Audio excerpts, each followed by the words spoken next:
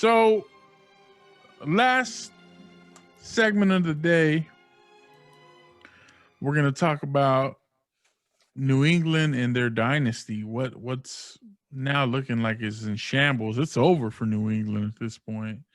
They did have a lot of guys opt out before the season started, but you're watching a team with no quarterback. Their quarterback's on the bigger and better. What you mean they got Cam? What you talking about? You're watching a team with no quarterback. Cam ain't Tom Brady, I can tell you that. I really thought Cam Newton was better than that.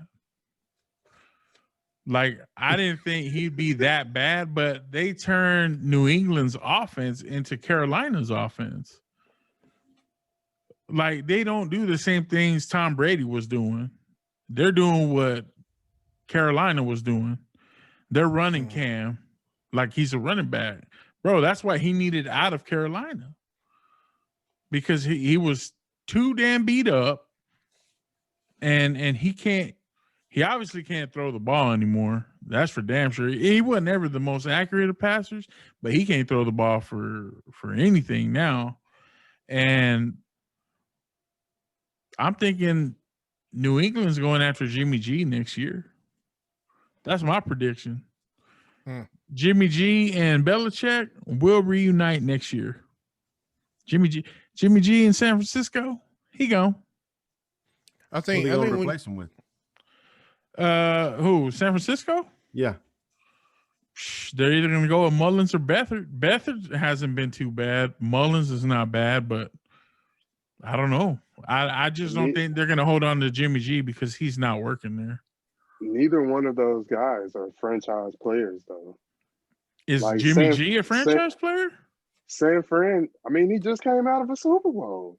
San Fran got a team that's a guy that was carried by his defense. Bro, but they got a team that's in a position to compete every year. And you need a guy back there that can manage the game. How you used to like to say Dak is a game manager. Like, he's not gonna wow you, but he'll do his part and won't make the mistakes that'll lose you the game. That's what San Fran, that's what they need. If they cut Jimmy G.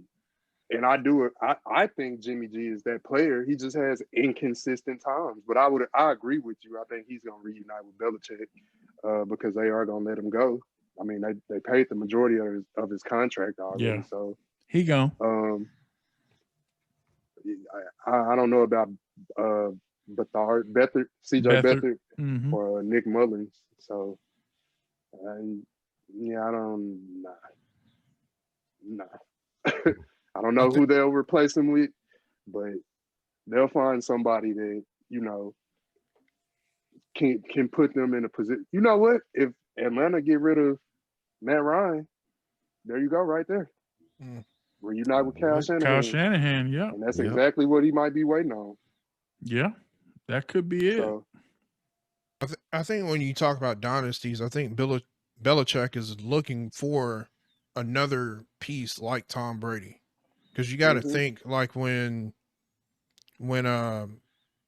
Phil Jackson, stopped coaching the Bulls, he went to LA and did the same thing he did with the Bulls. He just needed that piece. He needed a Kobe. He needed Shaq. Put those pieces together, they went on a run. Belichick is looking for that same thing.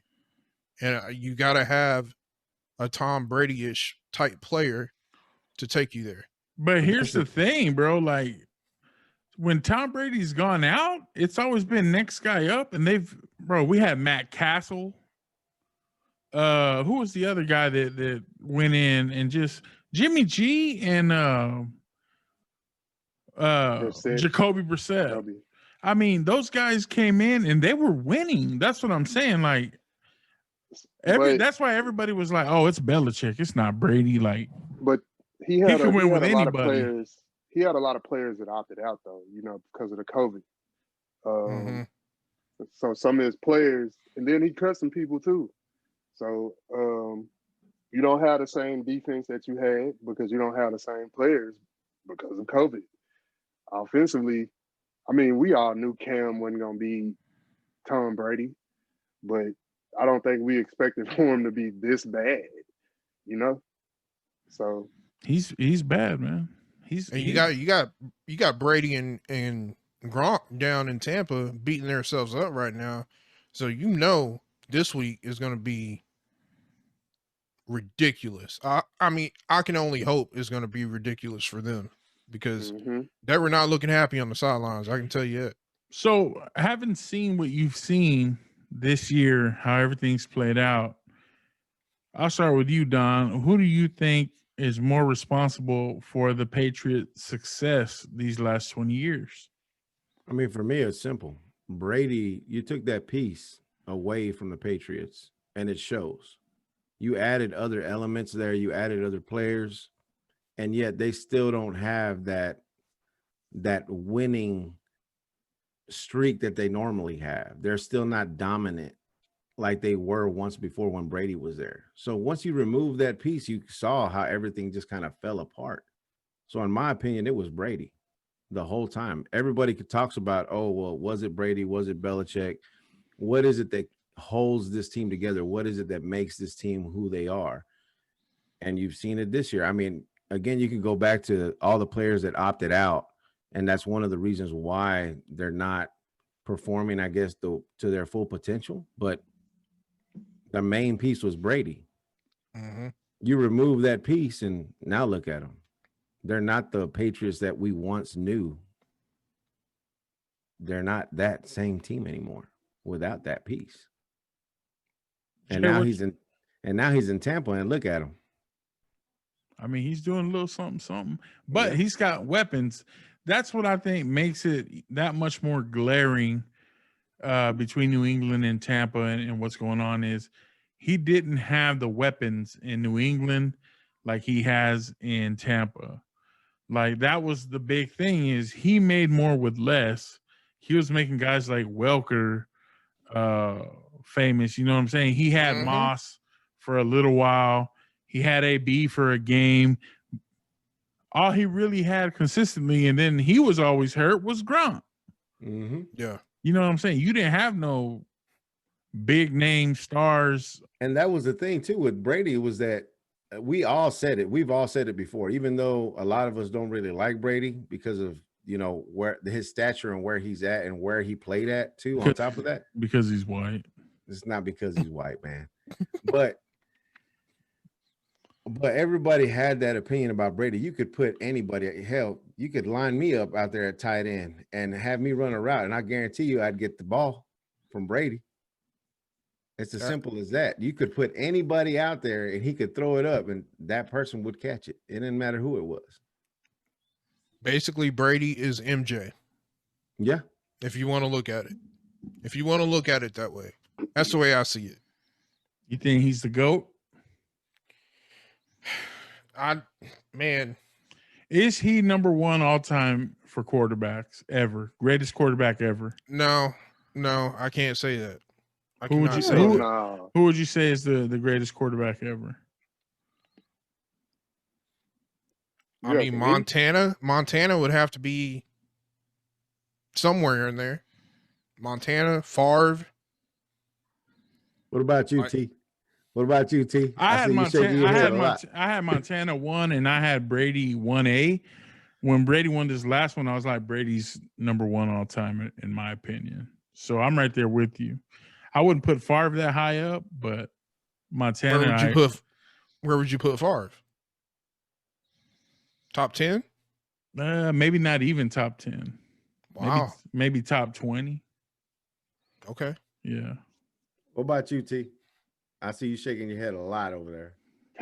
Randall Cunningham's the greatest quarterback of all time. Oh, hell. Nah, Joe, answer him for me. What, bro? I already know who I'm going to say.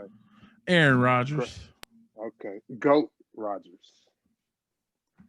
GOAT Rodgers. You say Aaron Rodgers is better than Tom Brady? Hell yeah. Bro. How? Wait. How? Who's bro. a better thrower of the football? You'll never understand wait, this wait, wait. logic, bro. This is who's an the endless better debate, so we No, might not who's the want to get better into thrower this. of the football? Yeah, Are you for real? I'm Who's dead more serious. accurate?